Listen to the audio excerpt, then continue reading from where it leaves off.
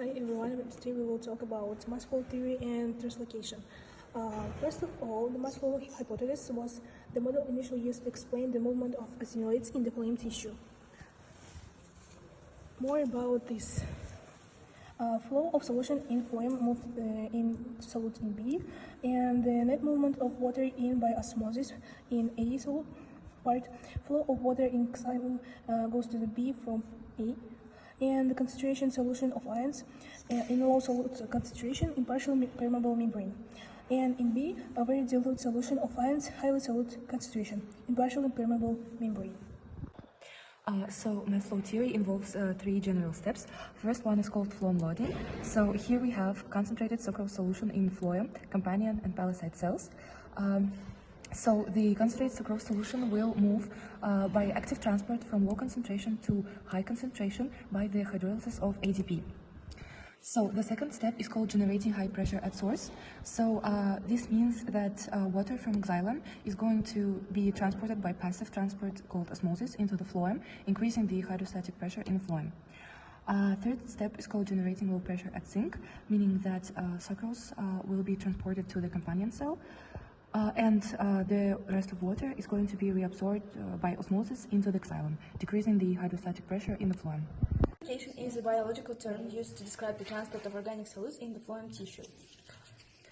The liquid that is being transported within the phloem can be referred to as phloem sap.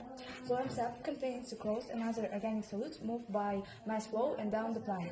So carbohydrates that are generally transported through the phloem are in the form of sucrose because it's more efficient and also it's less reactive than glucose that is photosynthesized into the plants. So translocation within the phloem transports these organic compounds from regions known as sources.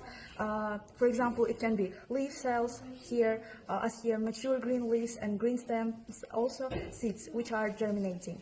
And they are transported from sources to regions known as sinks. For example, here it's a root cell. Also, this can include meristems that are actually dividing, roots that are growing or actively taking up mineral ions, young leaves in buds where organic compounds are being stored. For example, developing seeds, fruits, and storage organs. In our example, it's a root cell.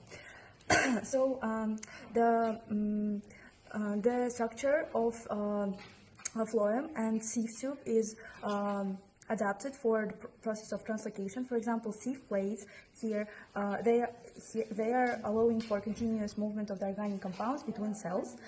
Cellulose cell wall strengthens the wall to withstand the hydrostatic pressures, and no nucleus in the phloem, in the sieve tube or vacuole or ribosomes maximizes the space for the translocation and assimilate. So active transport is used to load organic compounds into the phloem from the source. This is the first step. The high concentration of solutes at the lower water potential causes water to move into the phloem vessels by osmosis. So water can move in from the neighboring xylem vessels. It's shown here. So water can flow by osmosis. This results in a raised hydrostatic pressure and generates a hydrostatic pressure gradient between the source and the sink here. This causes the contents of the phloem to float over the sink in this direction down the pressure gradient. Hydrostatic pressure refers to the pressure exerted by fluids on the walls of its container. Fluid here is a substance with organic assimilate. So in this case, walls of container is the walls of the phloem. At the same time, sucrose is being unloaded from the phloem at the sink. This is the process of unloading, lowering the water potential of the cells of the sink. Water followed by osmosis, maintaining the hydrostatic pressure gradient between the source and sink. Here, water moves back into the xylem by osmosis.